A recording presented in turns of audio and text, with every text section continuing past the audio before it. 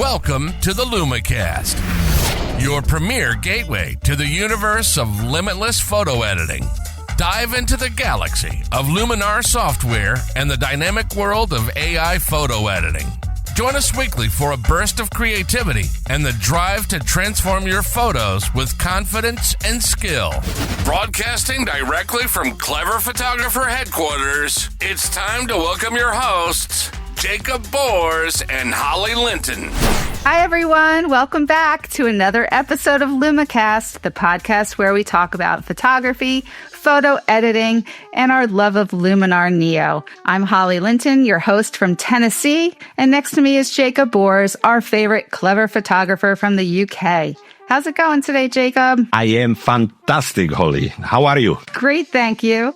And I wanted to give a special shout out to one of our favorite listeners, Nick Butchko, who's always given us some positive feedback about our podcast. So howdy do, Nick. Keep on listening. Yes. Hello, Nick. Thank you so much for all the support. It's really, really sweet from you. So today's topic is going to be about mobile phone editing apps. So we're going to give our top 5 picks for those. And I say mobile app. I have a feeling Jakub says mobile app.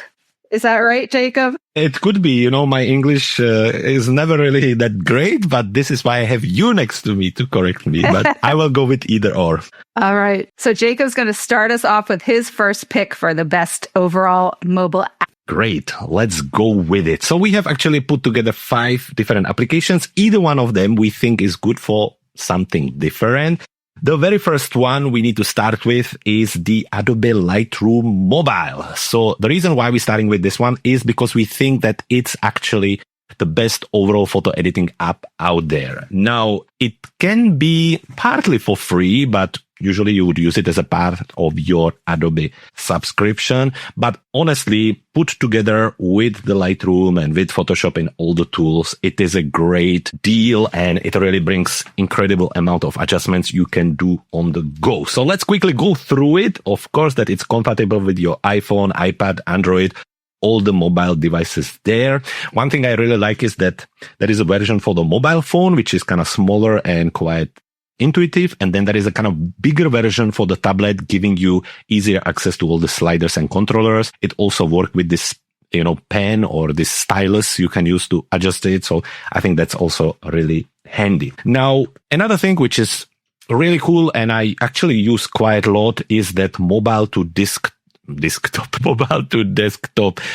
connection. So I often start my edit on the go, maybe when I'm in a train or bus, or if I'm not driving. I just quickly have a look at my photos, start the edit, maybe see if I like some of them, give them rating. And by the time I get home, when I open the Lightroom on my desktop, I already have the photos there and I can just continue the edit seamlessly. So that is really cool. Now, it goes without saying that, of course, the application supports all the different RAW files. So there's no problem there. Everything from your JPEGs, RAW files, DNGs, and so on. Now, how it works, of course, has the full suite of the RAW editing tools, everything from your exposures, highlights, contrasts, everything you can imagine. On a top of things like presets and color adjustments and cropping and removing and erasing. And it has another whole layer of that new innovative AI generative tools where you can remove things and adjust things. So I think it's really, really cool. Now, when it comes to the app, who is it for? Of course, that it's used by professionals heavily across the world, also by more advanced users. Now, I cannot say that I would necessarily suggest it to a beginner because it can be quite overwhelming. And if you haven't used the desktop part before, you will find difficult to find some of these things. So, for example, when you're using the desktop version, you know that certain color adjustments are in specific toolbars. Now, when you're using just the app, it's maybe not that intuitive. So if you're just starting with photo editing on your mobile device, maybe there are better apps out there, and maybe we will cover them a little bit later. Just looking at some of the pros and cons of the application. So, of course, the full RAW support is really important, including support for most of the current cameras, which is really great. The cloud sync is really seamless without any need of additional setting up. It's just really seamless. Batch editing and presets make the life really easier. And then when we're talking about some of the cons, while there is a version, like a free version, it's really limited. So I wouldn't necessarily use it if I'm looking for the free photo editing app. It can, again, as I mentioned, be a little bit overwhelming with the amount of different controllers. And as we mentioned in past together with Holly, when we talk about the mobile devices, the problem is that the screen is really small. So even though the tools are there, some fine adjustments, some local adjustments can be still a little bit difficult on your app. And with the amount of controllers in the Lightroom, it can be a little bit challenging. So there you have it, Holly. Lightroom Mobile. What do you think? Well, it sounds like a powerhouse of an app. It is indeed. It also sounds like I won't ever be using it. It's a lot to take.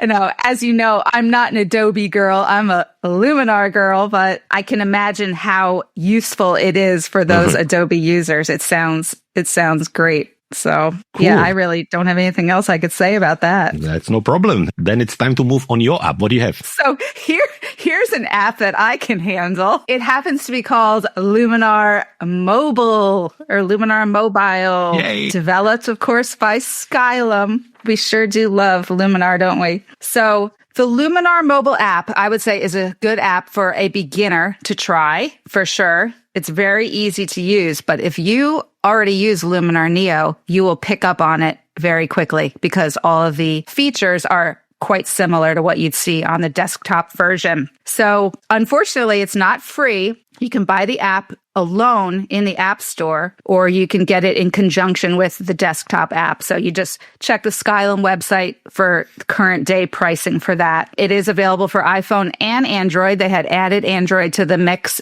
this past year. So I know all the Android users were happy about that. It works on the iPad and Chromebook as well. And in terms of, is there a continuity? Can you use mobile and then put it to your desktop? The answer is yes. And that's a new feature that came with the fall upgrade. And they're calling it the ecosystem. So there's a way that you can synchronize your Luminar app on your phone and then do your edits and then be able to see the edits when you get back home to your desktop. So that's a pretty cool feature to use there. It does support raw editing, which is great. And I'm sure you would agree. You would tell all your students and customers that we should always be shooting raw. So if your phone has raw capability, always take your pictures like that. And in terms of key features, it has just all the AI powered tools that you see on the desktop version, like Sky AI, Structure AI, Enhance AI, Relight AI. It has some of the skin and body AI tools, and then just your regular,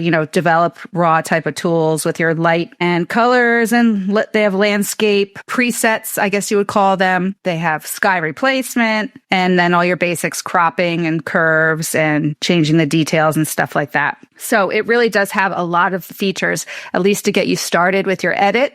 And then you can, when you get home, you can then use more of, we'll call the advanced tools or the tools that are missing out of the app. You could go home and then continue your edit there. And so I would say in terms of pros and cons, it's very easy to use. It's got kind of everything you need to get started with your edit.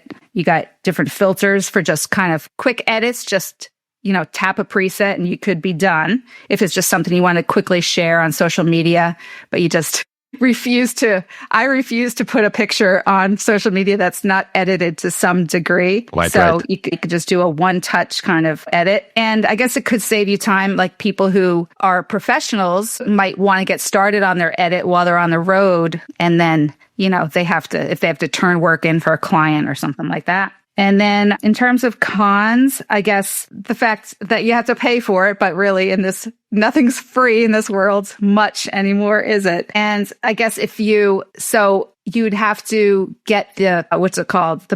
Not the perpetual licensing or something to use it between devices. So I guess you'd say it's an extra cost if you wanted to take advantage of being able to edit it back on your desktop. But otherwise, the only other con really is what we're probably going to keep repeating, is that it's just so small to use on the phone. So that would really be the only negative for me, I think. But yeah, you have anything to add about Luminar Mobile? Well done. Yeah, well, as we mentioned at the beginning, we kind of choose different application for different reasons. And I guess the reason why we choose the Luminar Mobile was because it's one of the best when it comes to creativity. It's kind of really quick. You can apply some of the enhance AI, change the sky, maybe very quickly add a little bit of structure and just kind of move on with it and continue, share it and go on with it. So I think for that, it's really handy.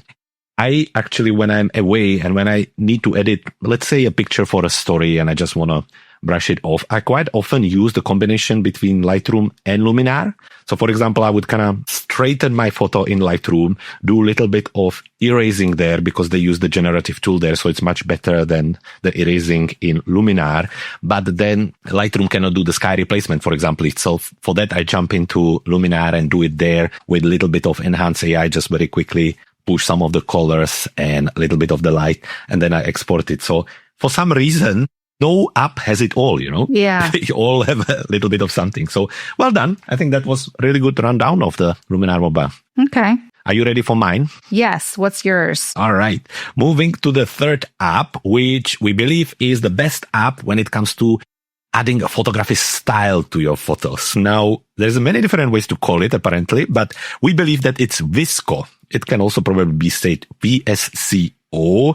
And to explain it, apparently it was developed by Visual Supply Company. So that kind of explained the name of the app. Anyway, moving on that, historically, I remember the time when it came out, and the idea of it was to basically give an update or upgrade of those filters in Instagram or Instagram. Remember, you would share a photo on Instagram and there would be about, I don't know, maybe 10 filters, one of them with glow and one of them black and white and one of them with fade. And everybody would be using these filters over and over. So ultimately, everyone's photos look exactly the same. So the initial idea was to get an app where you can get more filters and just be a little bit different than others. Now, this is a long time ago because now VSCO became this ultimate powerhouse of styles used by lots of creatives out there who are not necessarily pure photographers, but they share lots of photos and maybe images, and they're looking for a specific continuous style. When you're looking for consistency, you want all your photos to look certain way. This is a great app for it. So starting from the beginning, there is a free version. However, there is a little bit of a gate when it comes to accessing some of the premium features. So to get a full use of the app, you will need to pay a subscription. It is compatible with both Android and iPhones or iOS system, which is the case for most of our apps anyway. It doesn't have a mobile to desktop feature, so you're only editing on your mobile for this case. It does support RAW files.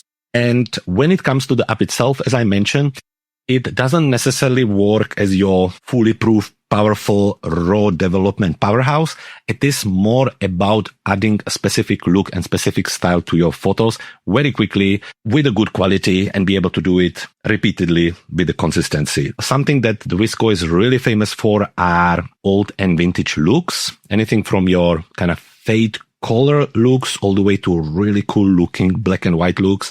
And I think lots of people in past, they tried VSCO. It would be for these filters.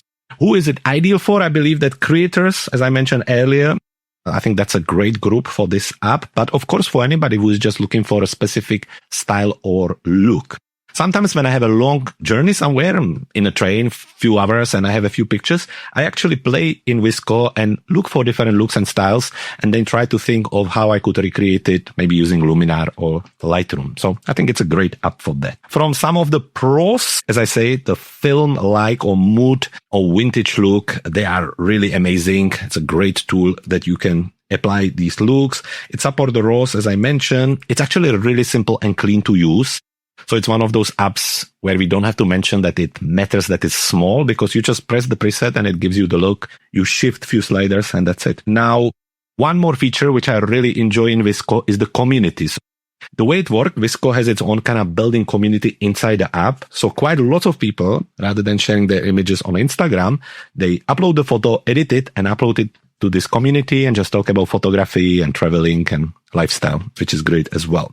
Some of the cons, and there is not that many really, but yes, there is a less control when it comes to the photo editing. It's not as robust. Sometimes the presets can look a little bit Instagrammy, if I can call it that way, but you know what I mean, over-processed. And yeah, there is a limitation when it comes to that heavy retouching or group retouching and so on. So nothing major. I don't necessarily think that the VSCO is your powerhouse of photo editing, but if you're looking for specific style or maybe a little inspiration, it's definitely up. I recommend to try. Wow. Sounds interesting.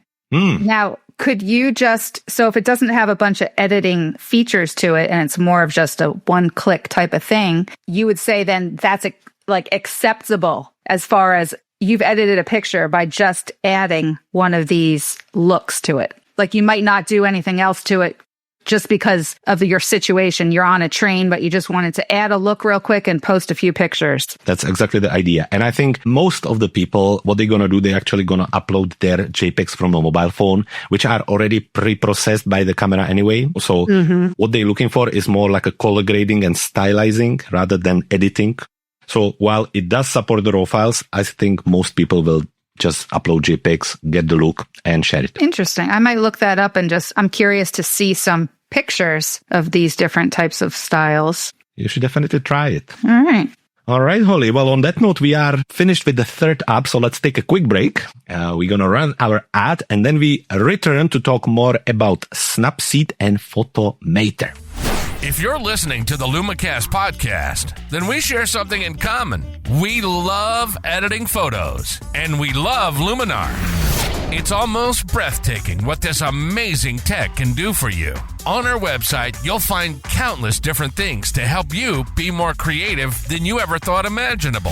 From our photo manipulation masterclass to our power bundle with 986 elements, our essential preset bundle, editing software and extensions to our tutorials. Harness the power at the website at www.cleverphotographer.com/Luminar. Again, that's cleverphotographer.com/Luminar. Now, back to LumiCast. And we are back with two more apps to talk about, starting with what we think is the best free app out there. Holly, what do you have? All right. Our next app is called Snapseed. And you just hit on something. I said nothing in this world is really for free except for Snapseed. It is actually free. Knock on wood. That was really metal, but we'll just pretend. Okay. And so Snapseed is an app I've been using for quite a few years. It's developed by Google and you can use it on an iPhone, an iPad, and Android. So it does not have a mobile to desktop feature, but that's okay. And it does support raw editing. So I like that feature. In terms of like what it offers, it has your regular like adjusting and correcting tools, details, curves, white balance, color, vignetting. They have retouch and transform. So you can erase things, edit portraits, you do your basic cropping, perspective, and all that kind of stuff. And then they also have presets or styles. You could add like a film look, vintage looks, change it to black and white, do HDR and stuff like that, grunge looks. And then they have creative filters as well. You can add frames around it, which I like. And then you can also add text, which is really fun. And you can even do double exposures, which I've tried a few times. So you can pick an image to overlay over another image and make something really creative. So I like the features. It's very, I'd say, simple to use. So for a beginner using a phone app like this, I think you could pick up on it pretty easily. And there's also a nice little help menu. So you can kind of find the tutorials and learn how to use it on your own. In terms of like any cons, I guess would be that you can't open them on your desktop, but you could certainly, if you're a Luminar user, you could just forward it to your computer and keep working on it. Of course, you do that with any software. But what else? It does not have layers, but I don't know if that really matters. Like, I guess it's hard to say. If people are using a phone app, maybe there's a lot of just iPhone photographers who don't use, a mirrorless camera or DSLR camera. Maybe there's people like that who would be like, darn, it doesn't have layers, but I don't think it matters. So it's just, because it's free, it's like, be thankful for what it offers, okay.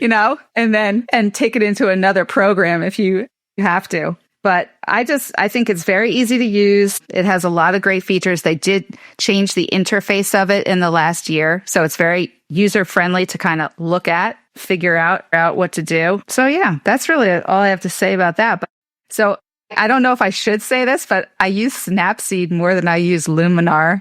Even though I know how to use Luminar, I think I don't know. I think because Snapseed was the first one I used, I have a little bit of, what's the word I'm looking for? Like, can't think of it. Is it just easier to use because you already know how to do it, maybe? Yes. No, and I completely get it. Actually, I was just about to say that at the end of your explanation for the Snapseed. I was going to say that sometimes it's just easier to continue with what you already have, right? Because we're talking about quick edits on the go, and you don't want to, in that moment, to start to learn new application. You just want to, for example, I'm looking for straightening the walls, and I know exactly how to do that in Snapseed. So it's just one click, adjustment of 2 lines, and off I go. And I know that the other apps would be able to do it too, but it's just really simple. So sometimes that's how it goes. Yeah. And with the benefit that it's for free, come on, you can't go wrong, right? Right. Yeah. So I would give that a try for sure. Definitely. I agree with you. Out of all 5, if we have anybody who maybe never tried mobile editing before or just thinking about it, before you spend any money, start with Snapseed. I think you can't lose anything. Honestly, it has a full suite of amazing and powerful photo editing tools, everything from your raw to special looks and styles. And yeah, I just think that it's a great starter. Very, very good, Holly. Well done. Snapseed. And now let's move on to the 5th and final app on our list, which we believe is the best raw editing mobile photo editing app. Oh my God, that's a mouthful. So Photometer is the name of this application. Now, there are a few downfalls of this app, unfortunately, to start with. One of them is that it's paid app only to use it. There is a little free trial for 7 days, but honestly, to get the most out of it, you need the full version because that's what the whole app is about. And the second downfall is that it's only available on iOS devices, so iPhone or iPad, so no Android. But if you are an iOS user and you're willing to take the cost, you will get definitely the best mobile raw development editing application out there. It pretty much reads all the raw files. It has all the latest cameras. It has the best development tools, everything from your very basic adjustments all the way to super fine tuning of your colors and shades and tonings and HSL panels and all of that put together with the topping of some of the great AI powered automatic tools, everything from repair, automatic adjustments, and so on. Really, if you're looking for fine tuning on the move, or you are on the work or project somewhere and you just need something with really good quality, this is a great choice. Who is it ideal for? Well, if you're looking to edit your photos you take with your phone, I would necessarily go for the Photometer. I don't think that's necessarily. The Photometer is more for people who take pictures with their mirrorless or DSLR, import it into the phone in a raw format, and then edit it there. Simply because you get the benefit only with the good quality raw files on it. Otherwise, you can use any of the apps we have mentioned earlier and you will get good result as well. So probably more for, I would say, intermediate advanced photographers. That's the audience for this tool. But when you're ready, you will really get a great result. And I know some photographers who use it on a tablet or iPad, and they even share the pictures to sell after. So I think that's really cool. Photometer, great advanced raw editing application that definitely worth visiting if you're thinking to take your editing to next level and if you're planning to edit raw files from your camera on your mobile device. Just quickly running through some of the pros and cons. Pros, it supports massive variety of raw formats. As I mentioned, everything you can imagine, all different sorts of cameras and lenses and so on. It has a powerful color adjustments and editing controls, which are very much on the same level of with any desktop software. They are great for travel work or field work. If you really need to adjust something on the move, if you're on safari in a tent and you need to send some pictures back to your magazine, then you can definitely use this app. Now, some of the cons, yes, it's only available on iPhone and iPad, so no Android support. To get the benefit of it, you have to pay for it, so it's paid app, and it is still limited with the fact that you cannot transfer the images from your mobile and continue on a desktop. So that's pretty much it. Otherwise, definitely worth trying. So that was the Photometer. What do you think, Holly? Is it another app you're going to try? Another app I'm not going to try. Oh, shame. But it sounds great. Those poor Android users. I feel like all these years of being on Luminar Coffee Break and in the different communities, isn't it true there's always kind of a rivalry or something of like, oh, you're a Mac user, oh, you're a PC user. And then a lot of times the people who don't get a certain product are the PC and Android users, right? So Mac kind of has a preference when it comes to some of the apps and programs out there, but who knows, maybe Photomator will make it for Android sometime in the future. Yeah, definitely. And I mean, we can both mention, obviously we can only talk about Luminar, but you can really see the difference between users on Mac, how many issues they have, and then users on Windows. And it's like a whole different world of issues they get. And I think it's because there's just so many different versions of Windows and what you can do with it, where the Mac is a little bit streamlined to what you can do. So as much as I don't necessarily have a preference, I use half of my life Windows, the other half Apple products. When I see some of the issues people with the Windows have, I 100% recommend going for the Apple products. Well, I guess that's good that you have that visual aid then so you mean you use Luminar on Windows as well as the Mac, so you can really see what the differences are. Yeah.